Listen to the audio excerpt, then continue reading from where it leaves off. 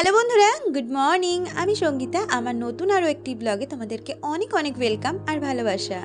কেমন আছো তোমরা সবাই? আশা করছি ভালো আছো আর সুস্থ আছো। আমরাও না বেশ ভালো আছি। আর আজকের দিনটা হচ্ছে সোমবার, আর এখন ঘড়িতে বাজে সকাল 5টা নাগাদ। তোমাদেরকে সাথে নিয়ে আজকে ব্লগটা এখান থেকে শুরু করছি। আই হোপ ব্লগটা তোমাদের একটু হলেও ভালো লাগবে। যথারীতি সোমবার মানে কিন্তু আমারও একটা রুটিনের মধ্যে চলে আসার সময়।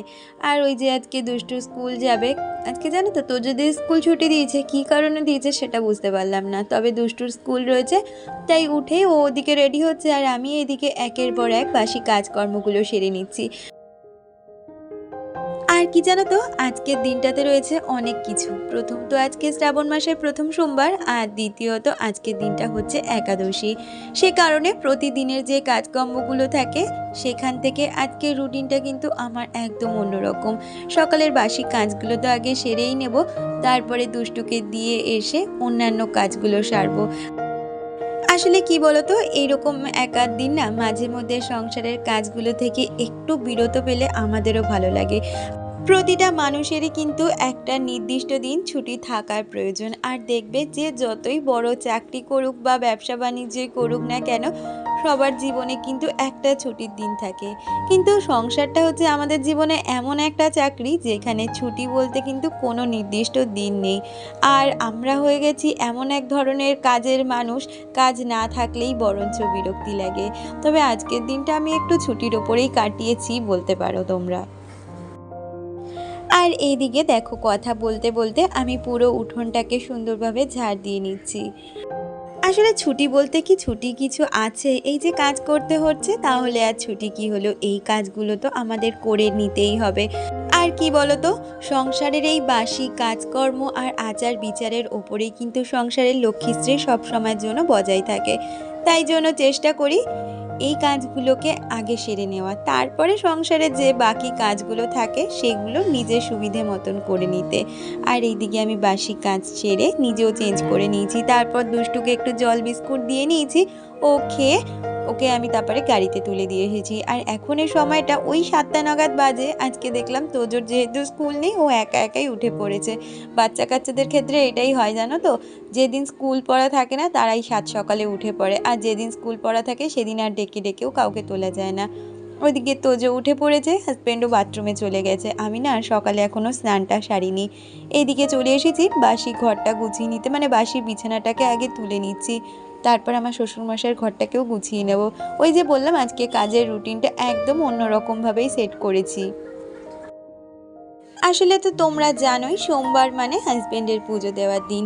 আজকেও যথারীতি হাজব্যান্ডই পুজো দেবে, তবে আমি তাকে কিছু ক্ষেত্রে হেল্প করব। আর আমিও তো আজকে ভোলে বাবার মাথায় জল ঢালবো। তো সেই জন্য ভাবলাম আজকে আর তাড়াহুড়ো করে স্নানটা করব না। তো যে স্কুল থাকলে হয়তো স্নানটা করে নিতাম, তবে যেহেতু আজকে ওর স্কুলটাও ছুটি, তাই প্ল্যানিংটা এরকমভাবেই করেছি।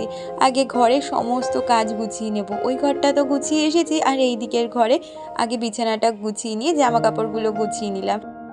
আর এদিকে সোফাটাকেও গুছিয়ে নিয়েছি। দুটো ঘরের এই কাজগুলো যদি আমার সারা থাকে, তাহলে কিন্তু ঘরগুলো আমার সম্পূর্ণভাবে পরিষ্কার পরিচ্ছন্ন থাকে। আর ওইদিকে ঘরের কালকে কিছু জামা কাপড় ছিল যেগুলো একটু আধ ভেজা রয়েছে, সেগুলোকে একটু রোদ খাওয়ানোর জন্য একটা চেয়ারের মধ্যে করে এরকম রোদে দিয়ে দিলাম। এগুলো ভালো না, গরমও হয়ে যায়। সাথে হাজব্যান্ডের বেশ কিছু জামা কাপড় ছিল, সেগুলোকেও দিয়ে দিলাম একটু রোদ্রে। আর তারপরে তোজোকে আর হাজব্যান্ডকে একটু চা করে দেব। আমি তো আজকে খাবো না এখনো পর্যন্ত কিছু, সেই কারণে ওদেরকে আগে করে দেব, আর ওদের চাটা করে দিয়েই আমি স্নানে চলে যাব। আমাকে সুজাতা কমেন্ট করেছো, সে লিখেছো, সত্যি দিদি খুব সুন্দর বিরিয়ানিটা বানিয়েছো, দেখতেই তো খুব লোভনীয় লাগছিল। আমার মেয়েও খুব বিরিয়ানি খেতে ভালোবাসে। জানো তো দিদি, আজ আমার মেয়ের বার্থডে, তুমি যদি ওকে উইশ করতে তাহলে খুব খুশি হতাম। ও আমাকে বলল আন্টিকে বলো বার্থডে উইশ করতে। কাছের চুড়ি আর মেহেন্দিতে তোমাকে খুব সুন্দর লাগছে হাতটা। তুমি এইভাবেই সুন্দর সুন্দর ব্লগ দিতে থাকো, আর সবাই সুস্থ থেকো এই কামনাই করি। তো বাবু, তোমার বার্থডে আমি তো জানতাম না, তোমাকে বিলেটেড হ্যাপি বার্থডে। খুব ভালো থেকো, খুব সুস্থ থাকো, মা বাবার মুখ উজ্জ্বল করো, মানুষের মতন মানুষ হও, আমি এইটুখানিই কামনা করি ভগবানের কাছে। আর এই দেখো কথা বলতে বলতে আমার কিন্তু ওদিকে স্নানটা হয়ে গেছে। আর স্নানের সময় না আজকে অনেক জামা কাপড় কেচেছি, প্রায় 3 থেকে 4খানা শুধু চাদরই কেচেছি, আর তার সাথে প্রতিদিনের যে জামা কাপড় থাকে সেগুলো তো কেচে ধুয়েই দিলাম। আর আজকে জানো তো একটু শাড়ি পরতে ইচ্ছে করলো, কারণ আমি না এমনি অন্যান্য দিন শাড়ি পরি যা না পরি চেষ্টা করি পুজো আচরার দিনগুলোতে একটু শাড়ি পরার। মাঝখানে তো বৃহস্পতিবার দিন করেও শাড়ি পরতাম, তবে গরমের জন্য আর পরা হচ্ছে না। এক আধ দিন শাড়ি পরলে না নিজেরও ভীষণ ভালো লাগে, সাথে আমাকে যারা দেখে মানে দুষ্টু হাজবেন্ড ওরাও না ভীষণ পছন্দ করে যে আমি মাঝে মধ্যে একটু শাড়ি পরি। আর তোমরাও অনেকে আছো যারা আমাকে শাড়ি পরার জন্য রিকোয়েস্ট করো। তো যাই হোক, কথা বলতে বলতে ওইদিকে কিন্তু আমি আর হাজবেন্ড আমার ঘরে শিব ঠাকুরের মাথায় জল ঢেলে নিচ্ছি। আর আজকে যেহেতু একাদশীর দিন, আজকে ফল দিয়েই সম্পূর্ণভাবে ভগবানকে পুজো দেব, তাই ওইদিকে ও পুজো দিচ্ছিল আর আমি এদিকে বললাম দাও আমি ফল টলগুলো কেটে দিচ্ছি, তাহলে সময়টাও অনেক কম লাগবে আর তাড়াতাড়ি হয়ে যাবে। আসলে কি বলতো, ঠাকুর ঘরটা না ভীষণভাবে গরম, আর এখন যেহেতু গরমটা আবার পড়েছে, ঠাকুর ঘরে পুজো করতে এতটা সময় নিয়ে অনেকটাই গরম লাগে। তো বন্ধুরা, দেখতেই পেলে সকাল থেকে অনেক কাজ সেরে ফেলেছি, আর হাজব্যান্ড ওইদিকে পুজো দিয়ে দিল, আমিও জল ঢাললাম। এখন ঘড়িতে বাজে 10টা। আজকে জানো তো বাড়িতে সেরকম সেরকম বলতে কি রান্নাবান্না কিছুই নেই। দুষ্টু বলেছে আমি ফল খেয়ে থাকবো, তোজো বলছে আমি ফল খেয়ে থাকবো, দেখি কতক্ষণ কি ওরা করতে পারে। নাহলে একটু সিদ্ধ সিদ্ধ শুধু ওদের জন্য করব। আমাদের তো আজকে একই একাদশী, তার মধ্যে শ্রাবণের সোমবার, তো আমরা তো উপোসই বলতে পারো, ওই ফল খেয়ে থাকবো। তো আর কি জানো তো, আজকে একটু ইচ্ছে আছে, জানি না কতটা কি পারবো, ইচ্ছে আছে রান্নাঘরটা একটু ডিপ ক্লিনিং করবো। অনেক দিন ধরে ভাবছি করব করব, কিন্তু তার আগে না ওই যাব একটু মন্দিরে জল ঢালতে। পাশেই মন্দির আছে আমাদের, এখানেই জল ঢালতে যাব, কারণ আমি প্রতিটা শ্রাবণ মাসে সোমবারে বাড়িতেও যেমন জল ঢালি মন্দিরেও যাই। এবার জলটা ঢালতে যাব, ওই দুষ্টু আসবে 11:30 নাগাদ, ও স্নান করে নেবে, কিন্তু ও মন্দিরে জল ঢালবে না। আসলে মা মারা গেছে 1 বছর হয়নি, ওর গায়ে তো কালো অসহ্যটা রয়েছে, তো ও জল ঢালবে না, ও ঘরের ঠাকুরকে জল ঢালবে। কিন্তু বলেছি আমার সাথে তুই একটু যাবি। ও এলে জল ঢালতে যাব 12টা নাগাদ, এসে যদি শরীরটা ঠিক থাকে তাহলেই একটু রান্নাঘরটা ক্লিনিং করব। তো এই হয়েছে ব্যাপার। আর এই দেখো, তোমরা কাচের চুড়ি পরতে বলেছিলে, কালকে কাচের চুড়ি মেহেন্দি সব পরেছি। আর হাজব্যান্ড ওই যে এখন বললো একটু চা করে দাও, চা খাবে, আর ওই প্রসাদ দিয়েছিলাম ফল, ও ফল খেয়ে অফিসে বেরিয়ে যাবে। ছেলে দুষ্টুও ওই রকমই খাবে বললো, দেখা যাক কি হয়। তাহলে বন্ধুরা পুরো ব্লগটা দেখতে থাকো। আর এখন এর সময়টা হচ্ছে ওই 12টা নাগাদ বাজে। দুষ্টু চলে এসেছে 11:30 নাগাদ, ও এসে স্নান করে রেডি হয়ে নিয়েছে। আর এখন দেখো আমি সমস্ত কিছু নিয়ে রেডি হয়ে গেছি, এখন যাব মন্দিরে জল ঢালতে।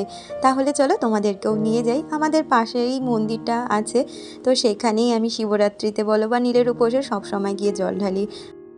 আর কি বলতো, অন্যান্য মন্দিরের ক্ষেত্রে গেলে অনেকটা ভিড় হয়, শান্তি মতন বাবার মাথায় জল ঢালা যায় না, আর কিছুই সেইভাবে করা হয় না। আর আমাদের এই মন্দিরটা না একটু ভিতর দিকে বলে খুবই ফাঁকা রয়েছে। আর দেখো আমি একাই ছিলাম তখন, সকালের দিকে হয়তো অনেকে পুজো দিয়ে গেছে, কিন্তু আমি সকালের দিকে যাইনি, একটু বেলা করে গেছি। তবে এতটাই ফাঁকা ছিল, পুরো নিজের বাড়িতে যেরকমভাবে আমি ঠাকুরকে দিই সেরকমভাবেই কিন্তু আমি ভোলানাথের মাথায় জল ঢেলেছি, সাথে নন্দী মহারাজকেও কিন্তু দিয়েছি। আর ভোলে বাবা মানে কিন্তু আমার কাছে একটা বলতে পারো অন্যরকম অনুভূতি, অন্যরকম ভালোবাসা। নিজের বাবা যেরকম, ঠিক এই বাবাও কিন্তু আমার কাছে সেই রকমই। বাবাকে জড়িয়ে না নিজের মনের সমস্ত দুঃখ যন্ত্রণা কষ্ট চাওয়া পাওয়া সমস্ত কিছুই বলতে পারি। আর এইদিকে দেখো ভোলে বাবার মাথায় জল দিয়ে, তারপরে ফুল দিয়ে বেলপাতা দিয়ে এখন আরতিটাও সেরে নিচ্ছি। ওই যে বললাম বাবাকে জড়িয়ে ধরে মনের সব বাসনা আমি বলতে পারি, সাথে নন্দী মহারাজকেও বলে এলাম আমার যা উইশ রয়েছে। তো বন্ধুরা যেমনটা দেখলে এই মন্দির থেকে এলাম, এখন ঘড়িতে বাজে ওই 12:30 নাগাদ। আর বিশ্বাস করো ইচ্ছে নেই রান্নাঘরটা পরিষ্কার করাতে, মানে এখনো বলতে পারো কিছুই খাইনি, উপোস। এখন এই চেঞ্জ করে একটু জল খাবো, কিন্তু এখন আর ইচ্ছা করছে না যে রান্নাঘরটা পরিষ্কারটা ধরি, এখন কালকেই করব। এখন এই যে কিছু আবার একটু কাঁচা ধোয়া আছে, হাজবেন্ড দেখলাম কতগুলো যাওয়ার আগে মানে অফিস যাওয়ার আগে জামা কাপড় রেখে গেছে, ওগুলো ধুয়ে দেবো, দিয়ে নিজে একটু ফ্রেশ হয়ে এবার একটু জল টল খাবো। আজকে তার মধ্যে একাদশী, ওই সাবু ফল এগুলোই খেয়ে থাকবো। আর এই যে এরা দুজনও গেছিল, তোমরা দেখেছো কিনা জানি না, মন্দির থেকে ফল দিয়েছি, এখন দুজনে বসে ফল খাচ্ছে। আজকে কিন্তু বাড়িতে সবার উপোস বলতে পারো, সবাই বলেছে সাবু আর ফল খাবে। আমারও আজকে রান্নাবান্না ঝামেলা নেই, কাজও অনেক কম, কিন্তু কাজের মধ্যে এক্সট্রা কাজটা আর করতে পারলাম না, কালকে করে নেবো। তাহলে চলো সারাটা দিন এখনো বাকি রয়েছে, যা যা করবো তোমাদের সাথে সম্পূর্ণটা শেয়ার করব। আর আমাকে কেমন লাগছে অবশ্যই কিন্তু কমেন্টে জানিও। আজকে সারাটা দিন এখনো পর্যন্ত শাড়ি পরেই রয়েছি, এইটা আবার অন্য একটা শাড়ি পরে গেছিলাম পুজো দিতে। আর এদিকে এসেই যে জামা কাপড়গুলো সকালে মেলে দিয়েছিলাম সেগুলোকেই এখন তুলে নিচ্ছি, আর তারপরে কয়েকটা জামা কাপড় বললাম না রয়েছে, সেগুলো কেচে দেবো। আমাকে ঝিলি ব্যানার্জি কমেন্ট করেছে, সে লিখেছে তোমার ভিডিও দেখে আমিও কিছু রান্না শিখে নিয়েছি, চুড়ি আর মেহেন্দি পরে হাত দুটো খুব সুন্দর লাগছে, ভালো থেকো। তুমিও খুব ভালো থেকো। থ্যাংক ইউ সো মাচ যে তুমি আমার থেকে একটু হলেও রান্না শিখতে পেরেছো। দেখো শেখানোর কিছুই নেই, আমরা দেখেই তো মানুষেরটা শিখি। এই যে যখন কিছু রান্নার ক্ষেত্রে অসুবিধে হয় সেক্ষেত্রে কিন্তু আমরা আগে ইউটিউবটাই ঘাঁটি দেখার জন্য, আর আমি তো আমার নিজের ভিডিও দেখি কোন রান্নাতে আমি কিভাবে রান্না করলাম এই জন্য। আর দেখো কথা বলতে বলতে সেই দুপুর থেকে চলে এলাম সন্ধে। আজকে তো সবাই জানো তো ওইরকম ফল খেয়েছিল দুপুরবেলা, তারপরে বিকালে একটু বাদাম দিয়ে চা খেয়ে নিয়েছিলাম, আর এখন এই দেখো সন্ধেটাও দিয়ে নিচ্ছি। তাহলে চলো সন্ধেটা দিতে দিতে আমার আজকে সুন্দর কয়েকজন বন্ধুদের নাম নেওয়া যাক। স্মাইলি দীপা, নবিতা আরবি, ঝিলি ব্যানার্জি, সহেলি সাহা, সুজাতা হাজরা, রত্নার lifestyle, Sayantika Barman, Biswajit Das, real blogger এপি। আর এখনের সময়টা হচ্ছে রাত্রিবেলা একটু নারকেল আর কলা দিয়ে সাবু মেখে নিয়েছিলাম। তাহলে বন্ধুরা আজকের ভিডিওটা এই পর্যন্তই রাখছি।